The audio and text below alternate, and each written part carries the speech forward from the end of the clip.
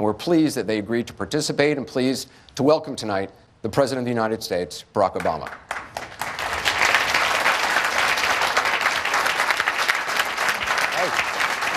Mr. President, welcome. Thank you. Thanks for being here. Thank you. Thank you, everybody. Thank you. Thank you. Thank you. Great to see you. Good to see you. Let me start. Have you ever owned a gun? I have never owned a gun.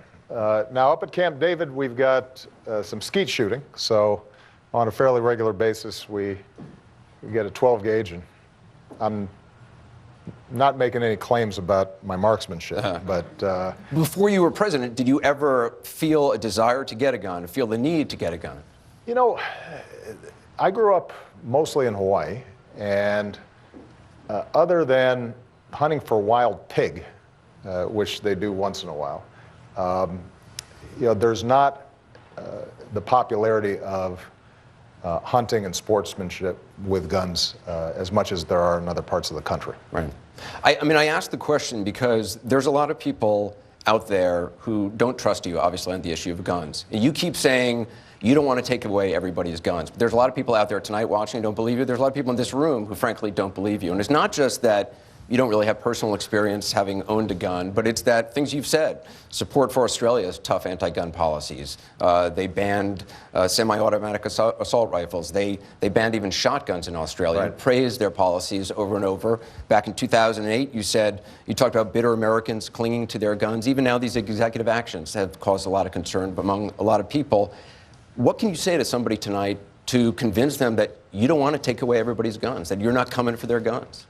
Well, first of all, Anderson, I think it's useful to keep in mind I've been now president for over 7 years, and gun sales don't seem to have suffered during that time. If anything, actually, you've helped. They've gone up. I've been very good for gun manufacturers. More importantly, I'll tell you a story that I think indicates how I see the issue. Back in 2007, 2008, when I was campaigning, I'd leave Chicago, a city which is wonderful. I couldn't be prouder of my city, but where every week there's a story about a young person getting shot. Some are gang members and it's turf battles.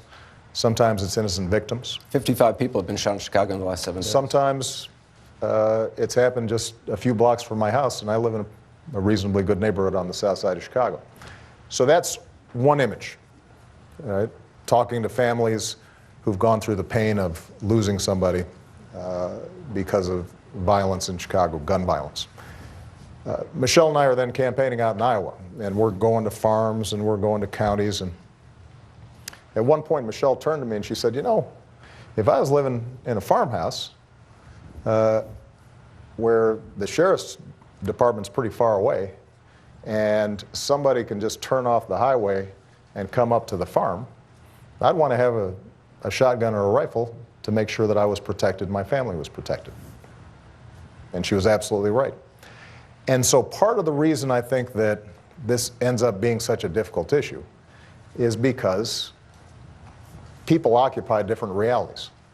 There are a whole bunch of law-abiding citizens who have grown up hunting with their dad or going to the shooting range and are responsible gun owners.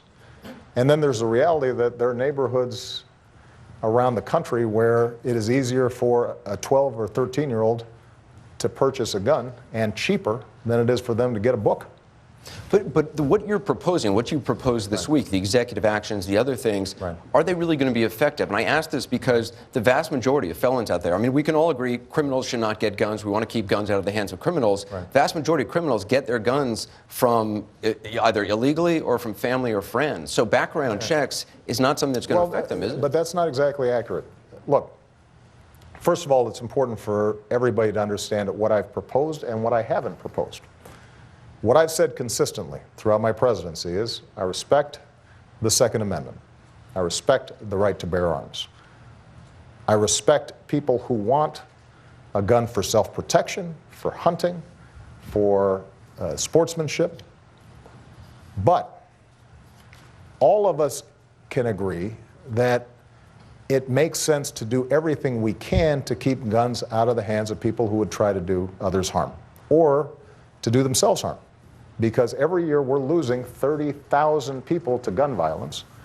2/3 of those are actually suicides. Hundreds of kids under the age of 18 are being shot or shooting themselves, often by accident, many of them under the age of 5. And so if we can combine gun safety with sensible background checks and some other steps, we're not going to eliminate gun violence, but we will lessen it. And if we take that number from 30,000 down to, let's say, 28,000, that's 2,000 families who don't have to go through what the families at Newtown or San Bernardino or Charleston went through. And so what we've proposed is that if you have a background check system that has a bunch of big loopholes, which is why a lot of criminals and people who shouldn't have guns are able to get guns. But they're not buying them at gun shows. Only 1% of criminals are buying them at gun shows. No, but this is what happens. Let's go back to the city of Chicago that has strong gun control laws. And oftentimes the NRA will point to that as an example and say, see, these things don't work. Well, the problem is that about 30–40% of those guns are coming from Indiana across the border where there are much laxer laws. And so folks will go to a gun show and purchase a whole bunch of firearms, put them in a van, drive up into Mike Pfleger's neighborhood on the south side of Chicago where his parish is, open up the trunk, and those things are for sale. Now, technically, you could say those folks bought them illegally, but it was facilitated by the fact that what used to be a small exception that said collectors and hobbyists don't need to go through a background check has become this massive industry where people who are doing business are in fact saying that they're not in the business of selling guns, but are. And all we're saying here is that we want to put everybody on notice that the definition of doing business, which means you have to register, and it means you have to run a background check, is if you are making a profit and repeatedly selling guns, then you should have to follow the same rules as every other gun dealer. And what there's that a lot of people who believe that's not specific enough, because there's a lot of fathers and sons who sell guns every now and then, and at gun shows, are they going to have to now start doing background checks? Are they going to start to have to register? Look, what the Justice Department has done is provided a whole range of very specific examples. And what we ultimately need, I believe, is for Congress to set up a system that is efficient, that doesn't inconvenience the lawful gun seller or purchaser, but that makes sure that we're doing the best background check possible. And the fact, Anderson, that the system may not catch every single person, or there may be a circumstance where somebody doesn't think that they have to register and do, and that may cause some red tape and bureaucracy for them, or inconvenience, has to be weighed against the fact that we may be able to save a whole bunch of families from the grief that some of the people in this audience have had to go through. And keep in mind, for the gun owners who are in attendance here, my suspicion is that you all had to go through a background check. And it didn't prevent you from getting a weapon. And the notion that you should have to do that, but there are a whole bunch of folks who are less responsible than you who don't have to do it, doesn't make much sense. So why we should resist this? Keep in mind that historically, the NRA was in favor of background checks. Historically, many in the Republican Party were in favor of background checks. And what's changed is not that my proposals are particularly radical. What's changed is we've suddenly created an atmosphere in which I put out a proposal like background checks, or after Sandy Hook, we're calling on Congress, along with people like Gabby Gifford, who herself was a victim of gun violence. We put out a proposal that is common sense, modest, does not claim to solve every problem, is respectful of the Second Amendment, and the way it is described is that we're trying to take away everybody's guns. And part of the reason I welcomed this opportunity by CNN to have a good discussion, debate about it, is because our position is consistently mischaracterized. And by the way, there's a reason why the NRA is not here. They're just down the street. And since this is the main reason they exist, you'd think that they'd be prepared to have a debate with the president. They haven't been to the White House in 3 years. We've invited them. We've invited them. So right now, tonight, you're saying you would be welcome to meet with them? We have invited them repeatedly. But if you listen to the rhetoric, it is so over the top and so overheated, and most importantly, is not acknowledging the fact that there's no other consumer item that we purchase. So is that an open invitation? Hold on a second. Let me finish this point, Cooper. There's nothing else in our lives that we purchase where we don't try to make it a little safer if we can. Traffic fatalities have gone down drastically during my lifetime. And part of it is technology, and part of it is that the National Highway Safety Administration does research and they figure out, you know what, seatbelts really work. And then we pass some laws to make sure seatbelts are fastened. Airbags make a lot of sense. Let's try those out. Toys. We say, you know what, we find out that kids are swallowing toys all the time. Let's make sure that the toys aren't so small that they swallow them if they're for toddlers or infants. Medicine. Kids can't open aspirin caps. Now, the notion that we would not apply the same basic principles to gun ownership as we do to everything else that we own, but just to try to make them safer, or the notion that anything we do to try to make them safer is somehow a plot to take away guns, that contradicts what we do to try to create a better life for Americans in every other area of our lives. So just so I'm clear, tonight you're saying you would welcome to meet with the NRA? Anderson, I've said this repeatedly. I'm happy to meet with them. I'm happy to talk to them. But the conversation has to be based on facts and truth and what we're actually proposing, not some imaginary fiction in which Obama's trying to take away your guns. Well, let's talk about what you're proposing. The reason, by the way, that the gun sales spike, not just before I propose something, every time there's a mass shooting, gun sales spike. And part of the reason is that the NRA is convinced, many of its members, that somebody's going to come grab your guns, which is, by the way, really profitable for the gun manufacturers. It's a great advertising mechanism, but it's not necessary. There's enough of a market out there for people who want protection, who are sportsmen, who want to go hunting with their kids, and we can make it safer. I want to open this up to people in our audience. A lot of people have traveled far. I want you to meet Taya Kyle. She's the widow of Chris Kyle, former Navy SEAL, author of American Sniper. Taya wrote a book, American Wife, a memoir of love, war, faith, and renewal. Taya, we're happy you're here. What do you want to ask the president?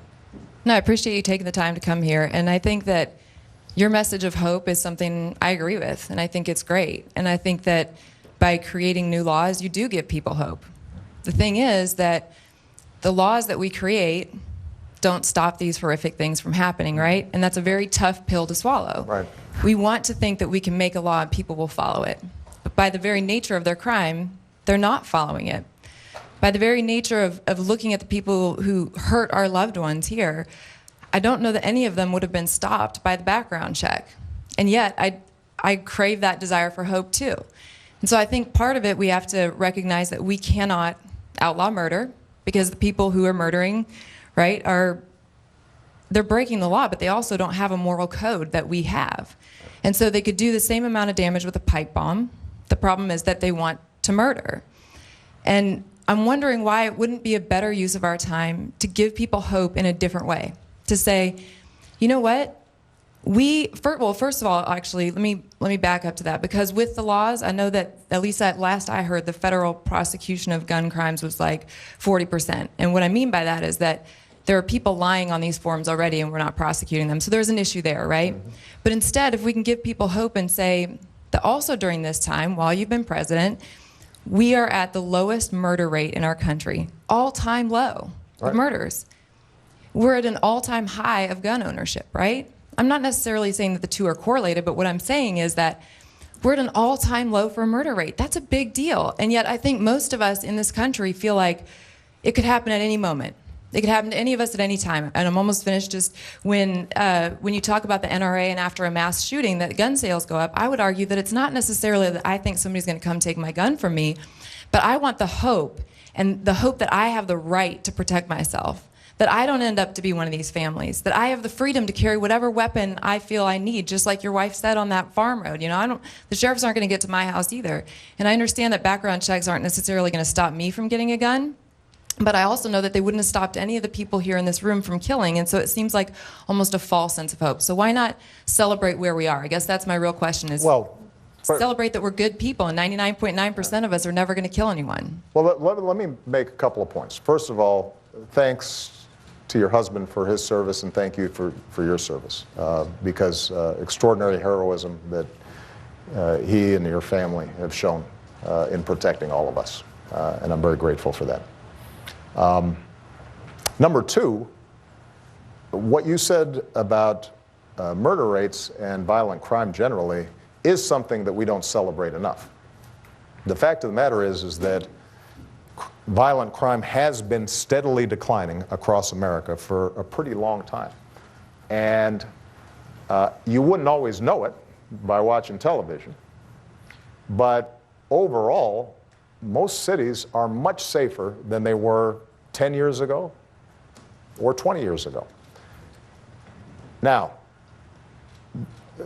I challenge the notion that the reason for that is because there's more gun ownership. Because if you look at where are the areas with the highest gun ownership, those are the places in some cases where the crime rate hasn't dropped down that much, and the places where there's pretty stiff restrictions on gun ownership. In some of those places, the crimes dropped really quickly. So I'm not sure that there's a one-to-one correlation there. But I think the most important point I want to make is that you will be able to purchase a firearm. Some criminals will get their hands on firearms even if there's a background check. Somebody may lie on a form. Somebody will intend to commit a crime, but they don't have a record that shows up on the background check system. But in the same way that we don't eliminate all traffic accidents, but over the course of 20 years, traffic accidents get lower. There's still tragedies. There's still drunk drivers. There's still people who don't wear their seatbelts. But over time, that violence was reduced, and so families are spared. That's the same thing that we can do with gun ownership. There is a way for us to set up a system where you, a responsible gun owner, who I'm assuming, given your husband and your family, is a much better marksman than I am, can have a firearm to protect yourself. But where it is much harder for somebody to fill up a car with guns and sell them to 13-year-old kids on the streets. And that is, I think, what we're trying to do. What we're also trying to do is make the database more effective. So that's part of the proposal, which, by the way, will convenience you when you go to the store, because if we can set up a 24/7 background check system, then that means that it's less likely that things slip through the cracks, or it's more difficult for you to get your background check completed.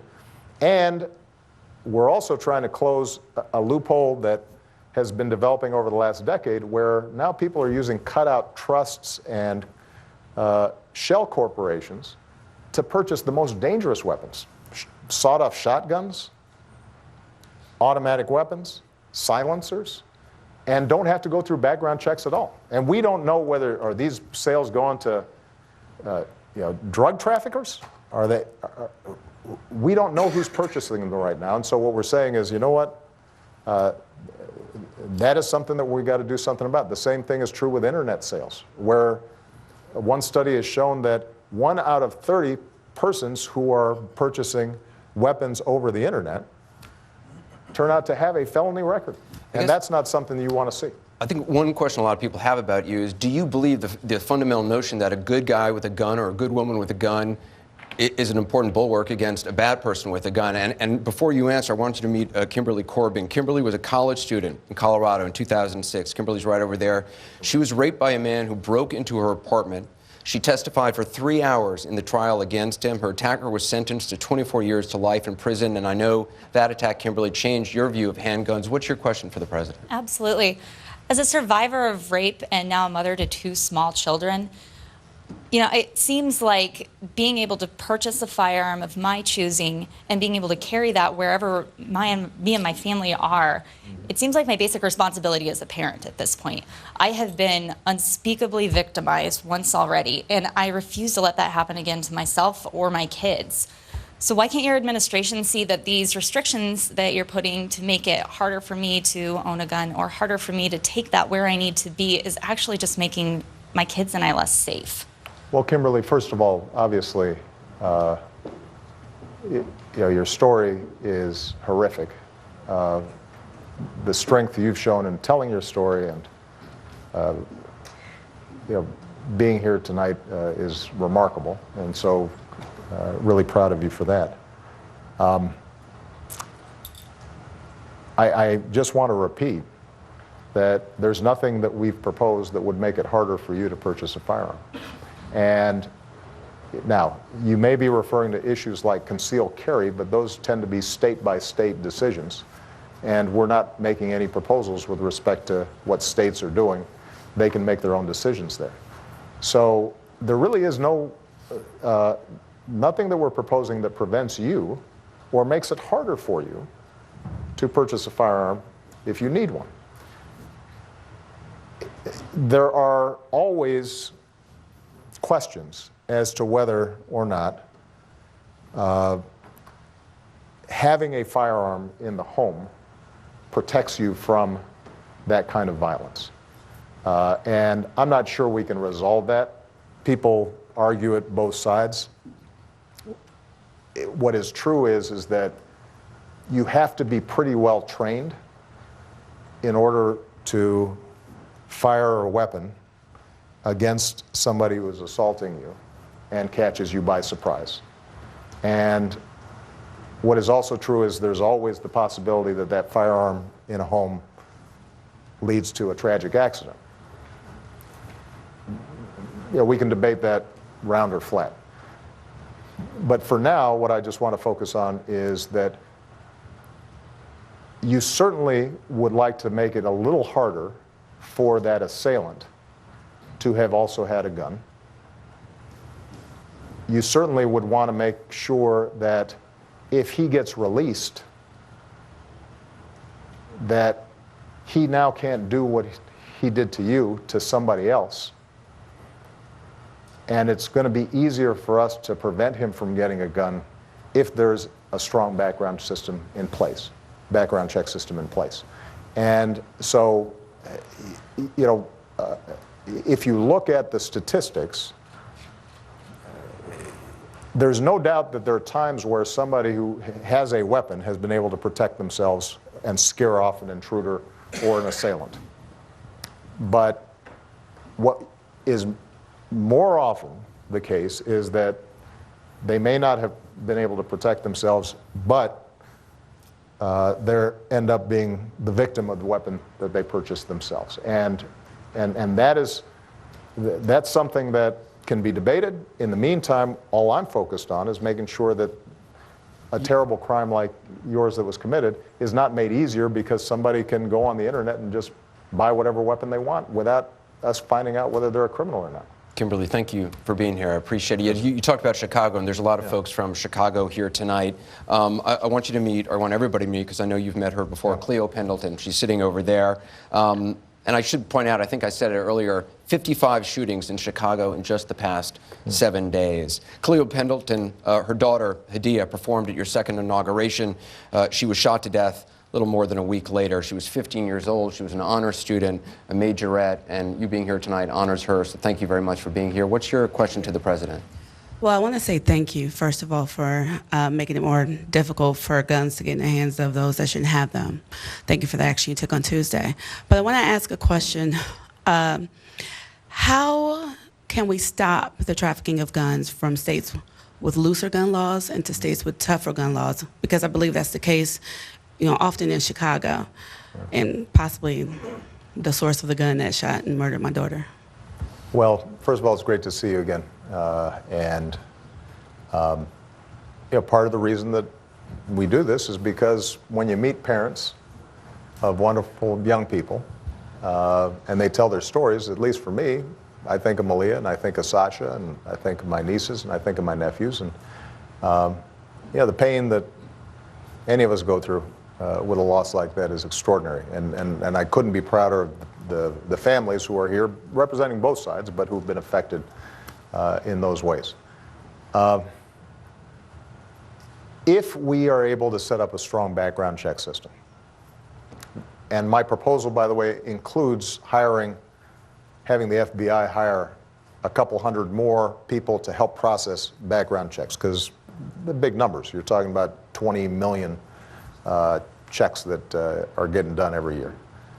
Hiring 200,000 or 200 more ATF agents to be able to go after unscrupulous gun dealers.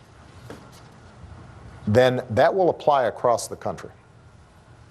And so, some states may have laws that allow for conceal and carry, some states may not. There's still going to be differences. But what will at least be consistent across the country is that it's a little bit harder to get a gun. Now, we can't guarantee that criminals are not going to have ways of getting guns. But for example, it may be a little more difficult and a little more expensive. And the laws of supply and demand mean that if something's harder to get and it's a little more expensive to get, then fewer people get them. And that in and of itself could make a difference. So if somebody is a straw purchaser, and what that means is they don't intend the guns for themselves, they intend to resell them to somebody else. They go to a gun show in Indiana, where right now they don't have to do a background check. Load up a van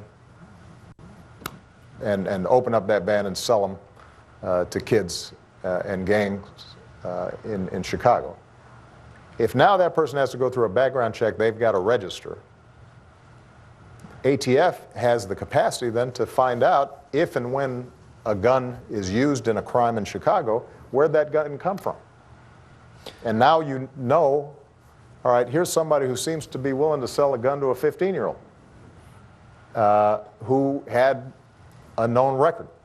But you're only going to be asking people to get a license and do background checks if they give out business cards, if they're selling weapons that are in the original packaging. Somebody just walking around a gun show selling a weapon, not necessarily going to have to register. No, look, there's going to be a case-by-case evaluation. Are they on an ongoing basis making a profit, and are they repeatedly selling firearms?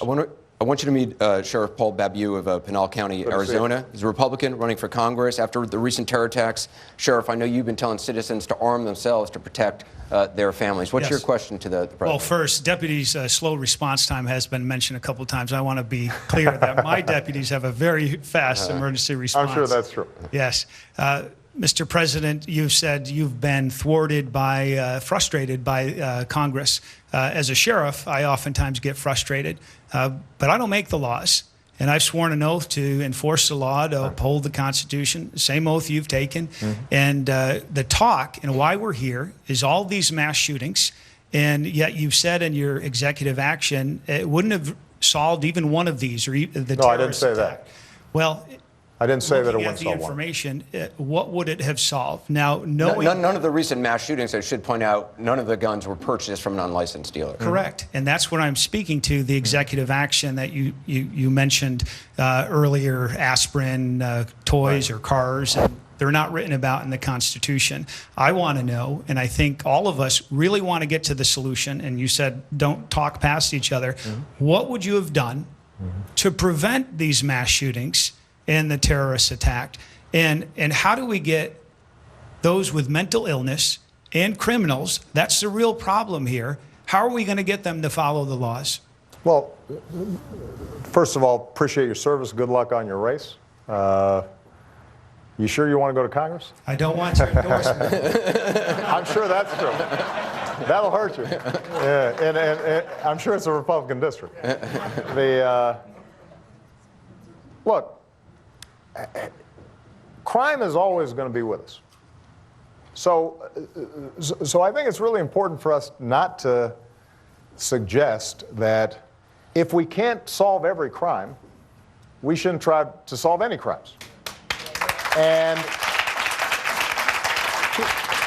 the problem when we talk about that guns don't kill people, people kill people, or it's primarily a mental health problem, or it's a criminal and evil problem, and that's what we have to get at. All of us are interested in fighting crime. I'm very proud of the fact that violent crime rates have continued to go down during the course of my presidency. I've got an attorney general and FBI that works very closely with local law enforcement in busting up crime rings all the time. That's a huge priority to us. And we're probably providing grants to your department to help go after criminals. The challenge we have is that in many instances, you don't know ahead of time who's going to be the criminal. It's not as if criminals walk around with a label saying, I'm a criminal. And by the way, the young man who killed those kids in Newtown, he didn't have a criminal record, and so we didn't know ahead of time necessarily that he was going to do something like that. But he was able to have access to an arsenal that allowed him in very short order to kill an entire classroom of small children. And so the question then becomes, are there ways for us, since we can't identify that person all the time, are there ways for us to make it less lethal when something like that happens? And I mentioned this during my speech at the White House a couple of days ago. Right around the time of Newtown in China,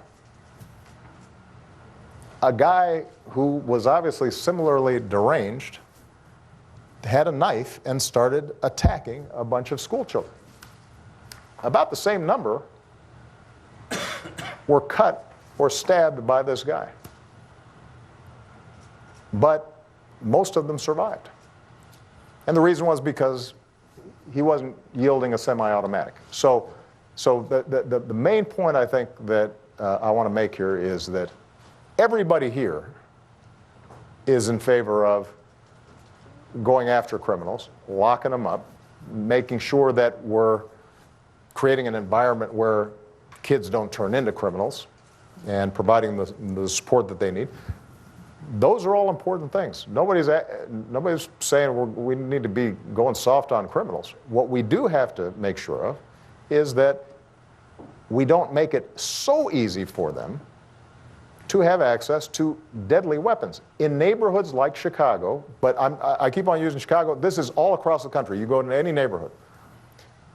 It used to be that parents would see some kids messing around on the corner, and they'd say, yo, even if they weren't the parent of those children, go back inside, stop doing that. And over time, it was a lot harder to discipline somebody else's kid and have the community maintain order or talk to police officers if somebody's doing something wrong, because now somebody is worried about getting shot. And if we can create an environment that's just a little bit safer in those communities, that will help. And if it doesn't infringe on your Second Amendment rights, and it doesn't infringe on your Second Amendment rights, and you're still able to get a firearm for your protection, why wouldn't we want to do that? We got to take a break. We're going to take a quick break. Our live town hall conversation, Guns in America with President Barack Obama, continues right after this. No matter which mouth you feed on a two-headed snake, it still shits the same turd. But lucky for you, you have Mox News. More than 10 years. More than 60,000 videos. Mox News has been filtering the nonsense and illuminating the bullshit from your mainstream media. Turn off your TV and turn on to Mox News. For over a decade, documenting the socio-political events that have etched and carved the pathways that define today's modern mess, Mox News has been providing clarity while faithfully bringing you today's relevant stories 100% commercial-free and subscription-free. And just like Lady Liberty vows to remain free. But at this time, we're asking you for your help, your patronage, and your support to keep the lights on and the videos rolling. For less than 17 cents per day, you can become a basic subscriber, knowing that your donation is truly making a difference that will help continue bringing the news stories that make a difference in your life. Turn on, tune in, and drop a couple dimes today by clicking the link below or visiting moxnews.com and show your support at any level.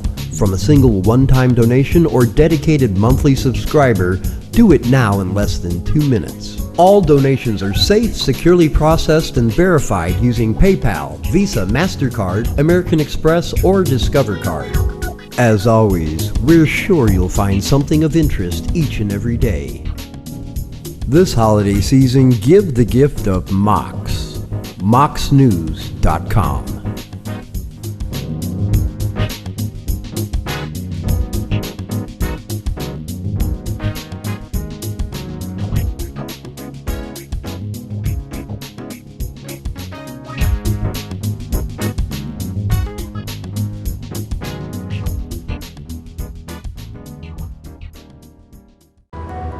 And welcome back. We're live at George Mason University in Fairfax, Virginia, continuing our 360 Town Hall conversation with President Barack Obama. Guns in America, talking to voices from all sides of the issue, including the president. You made your announcement just the other day in a very obviously emotional ceremony at the White House. And I want to play just a moment from it for those who haven't seen it.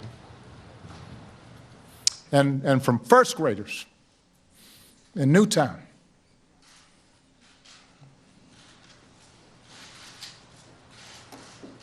first graders.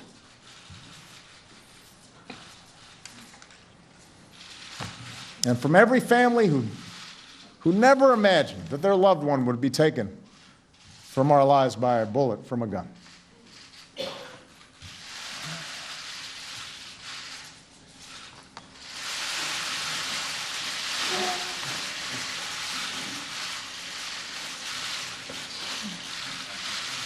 Every time I think about those kids, it gets me mad. I think a lot of people were surprised by that moment. I was too, actually. You know, I visited Newtown 2 days after what happened, so it was still very raw. It's the only time I've ever seen Secret Service cry on duty. And it wasn't just the parents. You had siblings, you know, 10-year-olds, 8-year-olds, 3-year-olds, who in some cases didn't even understand that their brother or sister weren't going to be coming home. And I've said this before, it continues to haunt me. It was one of the worst days of my presidency. But look, I want to emphasize that there are a lot of tragedies that happen out there as a consequence of the victims of crime. You know, there are police officers who are out there laying down their lives to protect us every single day. And tears are appropriate for them as well, and I visit with those families as well, victims of terrorism, soldiers coming home. There's a lot of heartache out there, and I don't suggest that this is the only kind of heartache we should be working on.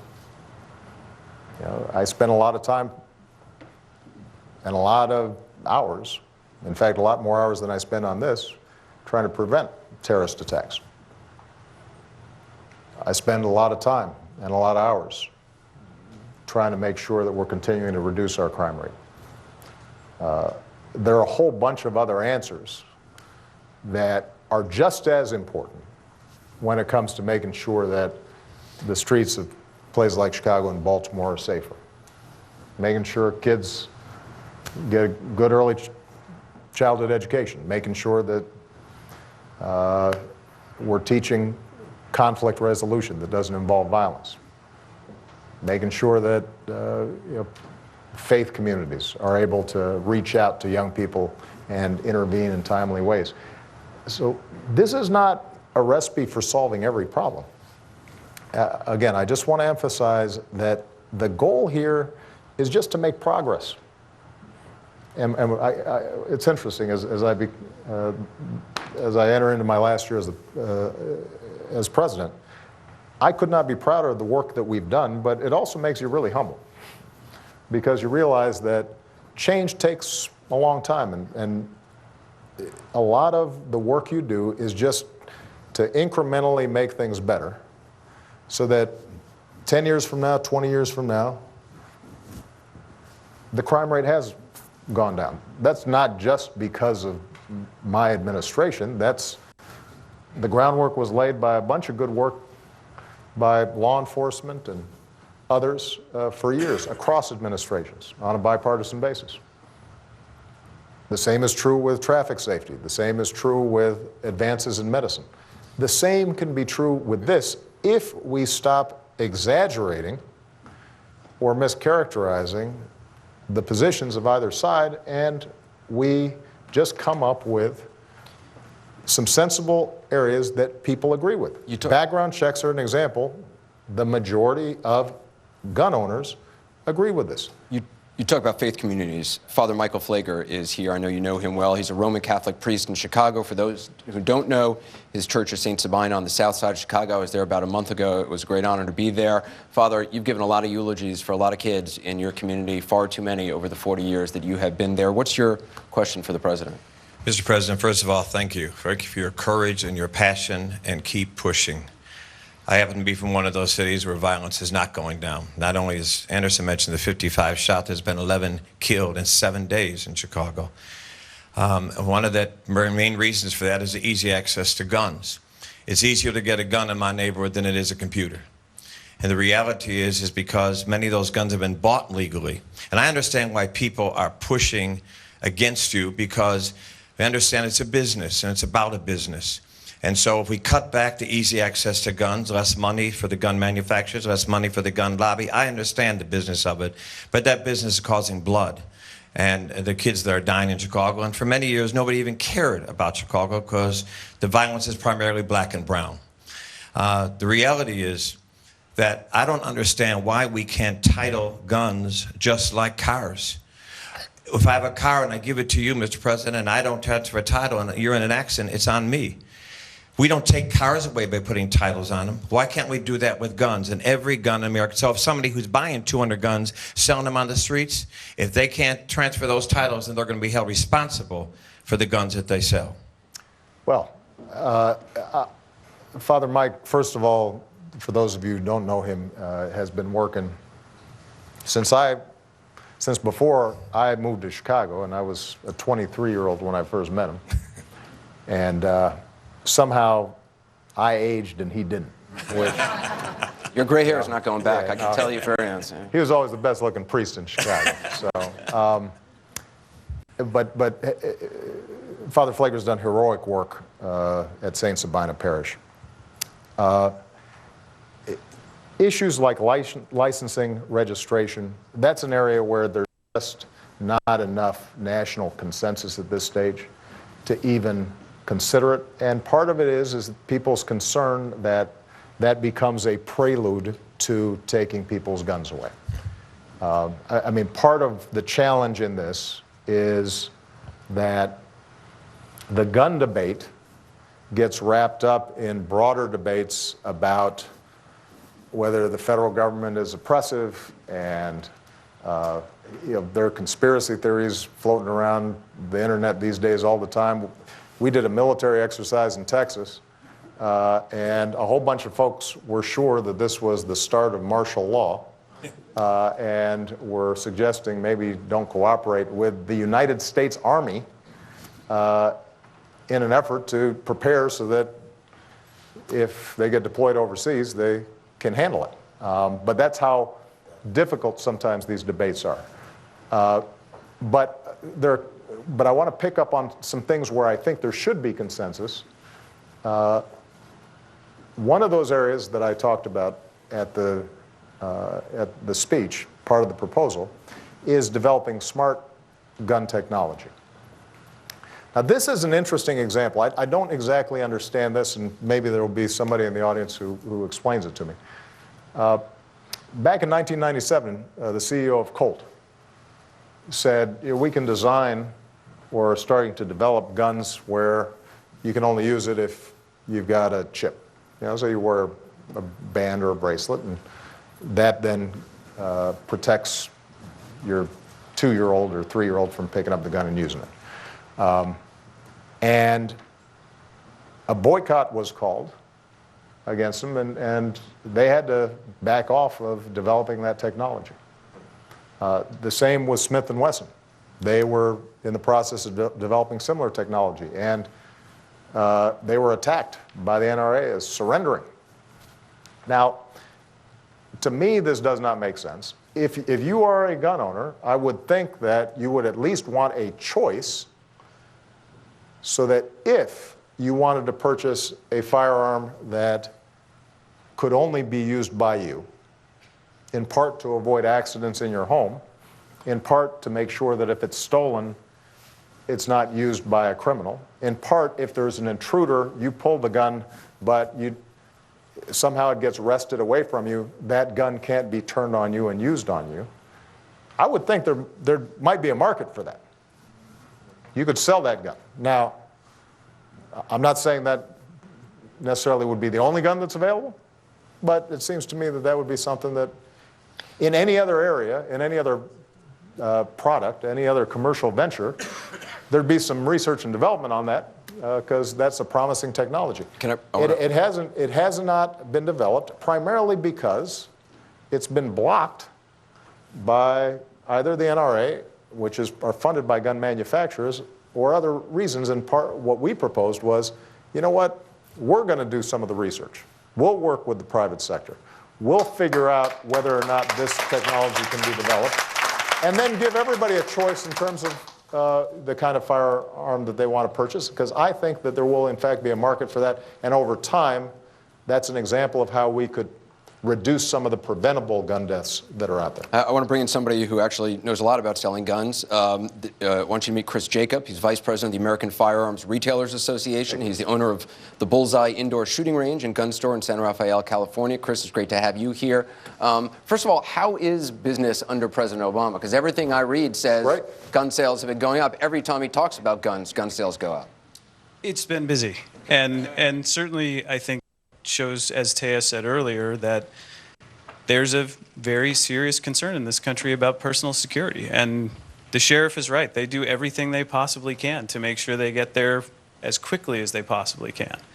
And my question is actually focused around law enforcement as well. There's 53,000 licensed gun dealers in the United States who stand behind the counter and say no to people all day. Yep. We feel it's our responsibility to make sure that people who have a criminal past, people who are mentally ill or are having a bad day, don't get possession of firearms.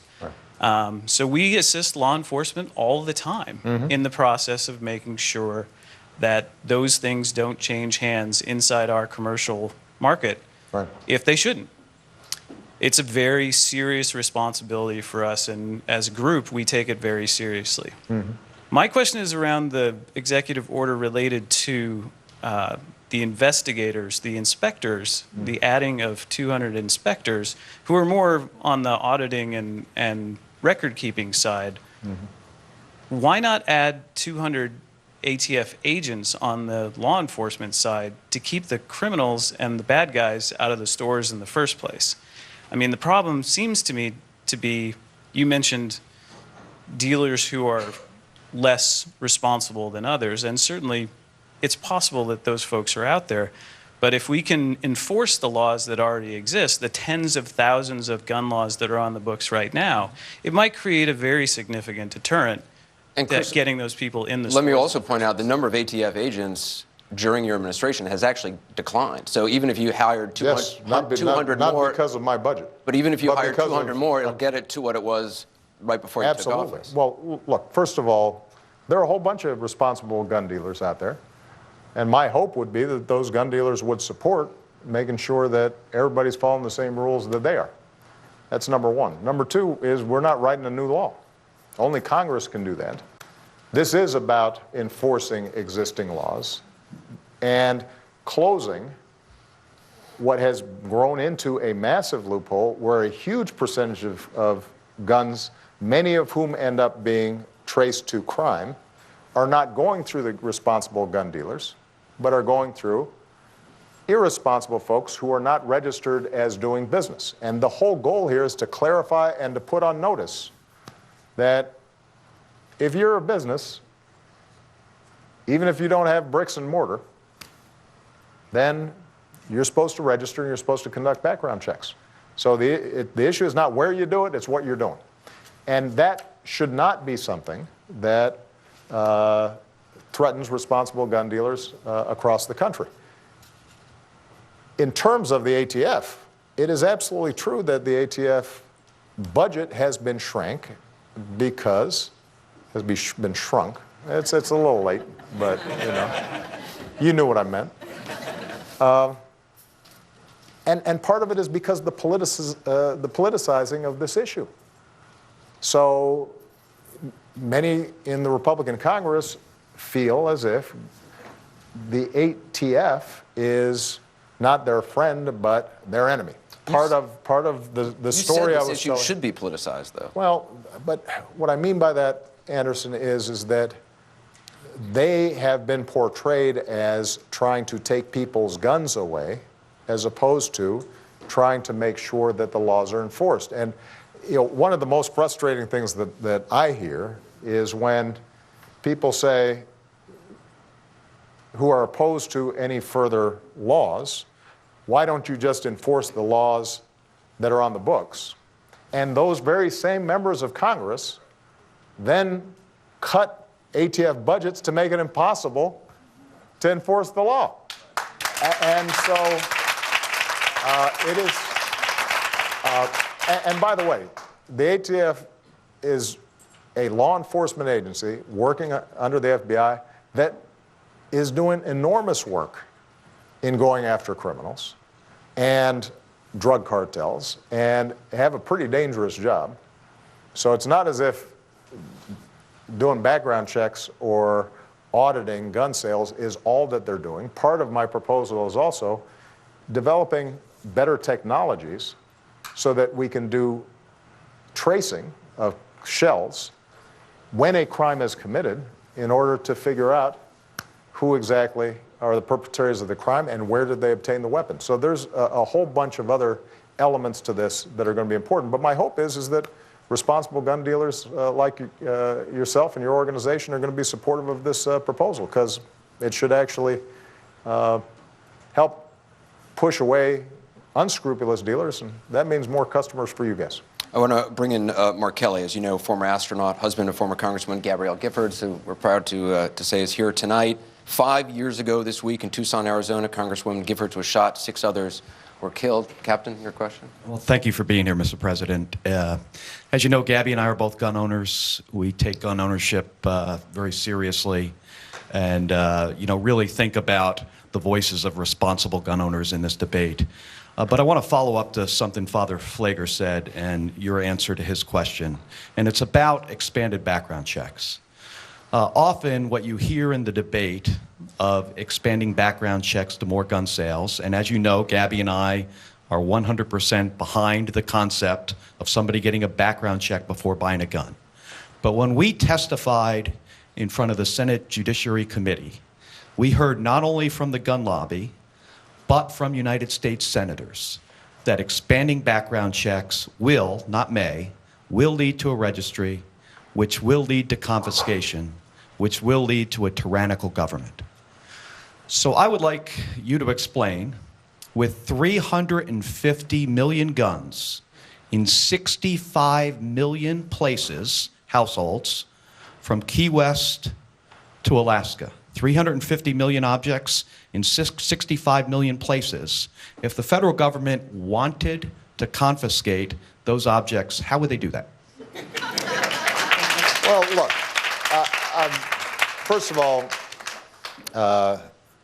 every time I see Gabby, I'm just so thrilled because I visited her in the hospital. And as I mentioned, I think, in the speech in the White House, as we left the hospital then to go to a memorial service, we got word that Gabby had opened her eyes for the first time. And we did not think that she was going to be here, and she is. And Mark's just been extraordinary. And by the way, Mark's twin brother's up in space right now and is breaking the record for the longest continuous orbiting of the planet, which is pretty impressive stuff. What I think Mark is alluding to is what I said earlier, this notion of a conspiracy out there, and it gets wrapped up in concerns about the federal government. Now, there's a long history of that. That's in our DNA. The United States was born suspicious of some distant authority. But let me just jump in. Is it fair to call it a conspiracy? I mean, well, yeah. There's a lot of people really believe this deeply, that they just don't. No, they just don't trust you. I'm sorry, Cooper. Yes, it is fair to call it a conspiracy. What are you saying? Are you suggesting that the notion that we are creating a plot to take everybody's guns away so that we can impose martial law but there's certainly a is lot of a people, conspiracy? Yes, that is a conspiracy. I would hope that you would agree with that. Is that controversial? Except on some websites around the country? There are certainly a lot of people who just have a fundamental distrust that you do not want to go further and further and further down this road. Look, I mean, I'm only going to be here for another year. I don't know. When would I have started on this enterprise, right? I come from the state of Illinois, which we've been talking about Chicago, but downstate Illinois is closer to Kentucky than it is to Chicago. And everybody hunts down there. And a lot of folks own guns. And so this is not like alien territory to me. I've got a lot of friends like Mark who are hunters. I just came back from Alaska where I ate a moose that had just been shot. And it was pretty good. So yes, it is a false notion that I believe is circulated for either political reasons or commercial reasons in order to prevent a coming together among people of goodwill to develop common sense rules that will make us safer while preserving the Second Amendment. And the notion that we can't agree on some things while not agreeing on others. And the reason for that is because, well, the president secretly wants to do X. It would mean that we'd be paralyzed doing everything. I mean, maybe when I propose to make sure that, unsafe drugs are taken off the market, that secretly I'm trying to control the entire drug industry or take people's drugs away, but probably not. What's more likely is I just want to make sure that people are not dying by taking bad drugs. You wrote an op-ed that just got published. Yes. A lot of people probably have not read it yet. One of the things you say in it is that you are not going to campaign for, vote for any candidate, regardless of what party they're in, or if they do not support common sense gun reform. Yeah, I meant what I said. And the reason, the reason I said that is this.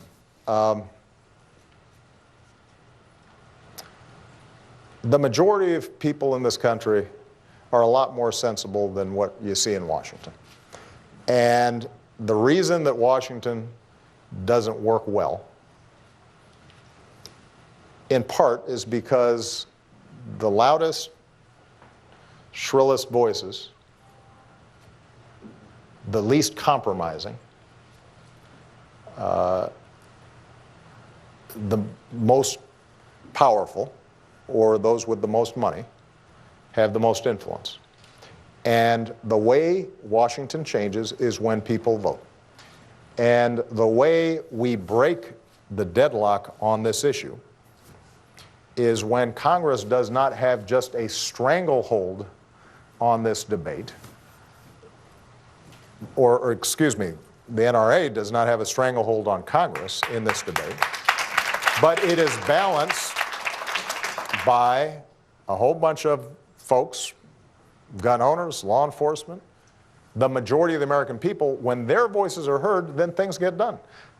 The proposals that we put forward are a version, a lawful, more narrow version of what was proposed by Joe Manchin and Senator Toomey of Pennsylvania, a Republican and a Democrat, both of whom get straight A scores from the NRA. And somehow, after Newtown, that did not pass the Senate. The majority of senators wanted it, but 90% of Republicans voted against it. And I'll be honest with you, 90% of those senators didn't disagree with the proposal, but they were fearful that it was going to affect them during the election. So all I'm saying is that this debate will not change and get balanced out so that lawful gun owners and their Second Amendment rights are protected, but we're also creating a pathway towards a safer set of communities. It's not going to change until those who are concerned about violence are not as focused and disciplined during election time as those who are. And I'm going to throw my shoulders behind folks who want to actually solve problems instead of just getting a high score from an interest group. We have time for one more question. And we talked about Chicago a little bit. We haven't really heard from young people tonight. No offense to those who have spoken, because I'm in the same category as you all. Sorry, Father. But there's a lot of kids. There's a lot of kids, as you know, growing up in Chicago, fearful of walking to school, fearful of coming home from school. Yeah. There's a lot of kids who have been killed on buses. There's a lot of moms of kids who have been killed in the streets of Chicago. And I want you to meet Trey Bosley. He's 18 years old. He's a high school student whose brother Terrell was shot and killed nearly 10 years ago while he was helping a friend in a church parking lot. Terrell would have turned 28 years old on this Tuesday. What's your question, Trey? Yeah, as you said, I lost my brother a few years ago, well, 10 years ago. And I've also lost a countless amount of family members and friends to gun violence as well. And just speaking on growing up as a young black teen in Chicago, where you're surrounded by not only just gun violence, but police brutality as well. Most of us aren't thinking of our life on a long-term scale. Most of us are either thinking day-to-day, hour-to-hour, for some even minute-to-minute. I want to thank you for your stand against gun violence, for not only the victims of gun violence, but those on the verge of being victims of gun violence. And my question to you is, what is your advice to those youth growing up surrounded by poverty and gun violence? Well, first of all, Terrell, I couldn't be prouder of you, and I know that your mom next to you? I know she's proud of you right now. So good job, Mom. You know, when I see you, Terrell, I think about my own, Trey. Excuse me, Trey. When I see you, I think about my own youth, because I wasn't that different from you. Probably not as articulate and maybe more of a goof off. But the main difference was I lived in a more forgiving environment. If I screwed up, I wasn't at risk of getting shot. I'd get a second chance. There were a bunch of folks who were looking out for me, and there weren't a lot of guns on the streets. And that's how all kids should be growing up, wherever they live.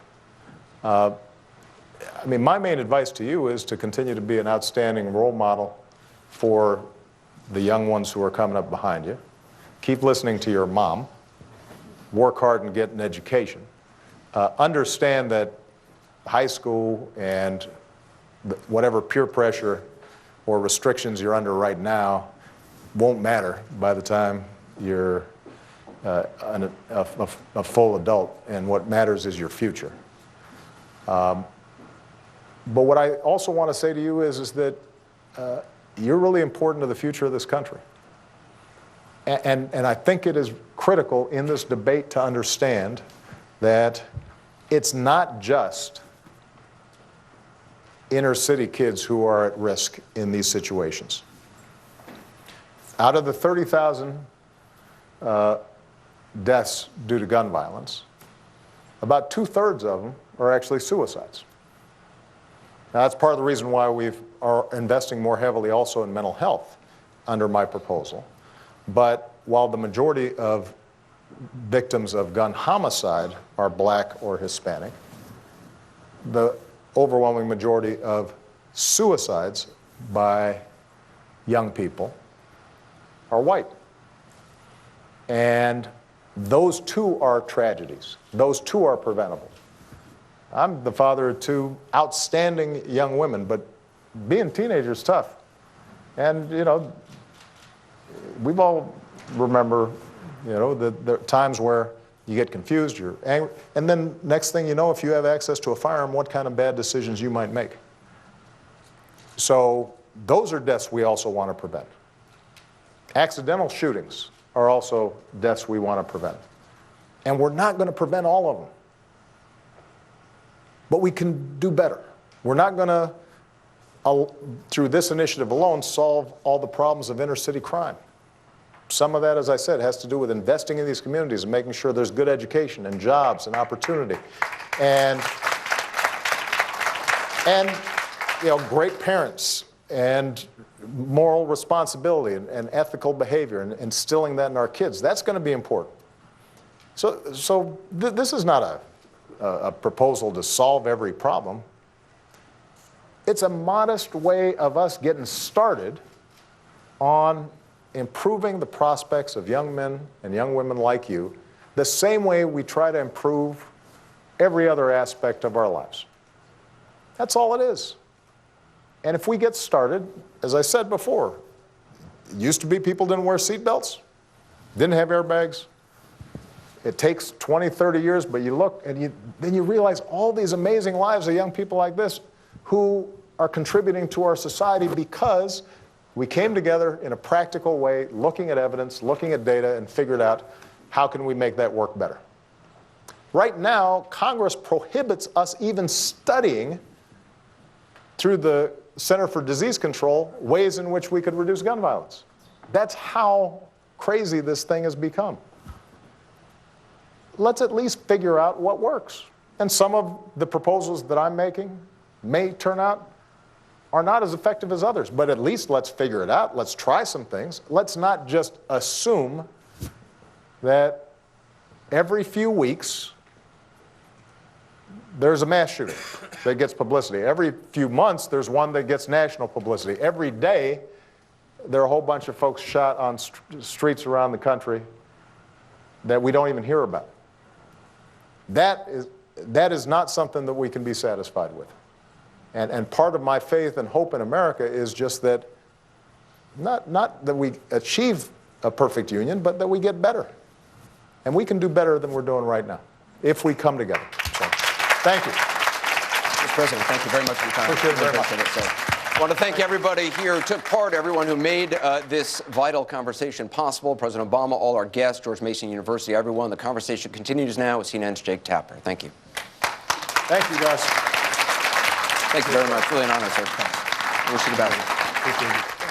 So are you a senior this year? Good evening, I'm Jake Tapper, and you just watched a remarkable event, a live town hall meeting with President Obama. He spoke with CNN's Anderson Cooper and real people from across the political spectrum about guns and gun violence and gun control. Let's talk about it. I'm joined here in Washington by an all-star group of CNN analysts and experts. You'll also hear reactions from the folks who spoke face-to-face with the president. Let's get some initial reaction from some of our commentators here. Hugh Hewitt, you're a skeptic of President Obama, a skeptic of his proposals. What did you think? Did he convince anyone in that room if he didn't convince you? No, I'm very disappointed. It was a terrific setting. Anderson Cooper opened with a very tough set of questions about why do you talk about confiscation? Why do you talk about Australia? What's your trust deficit?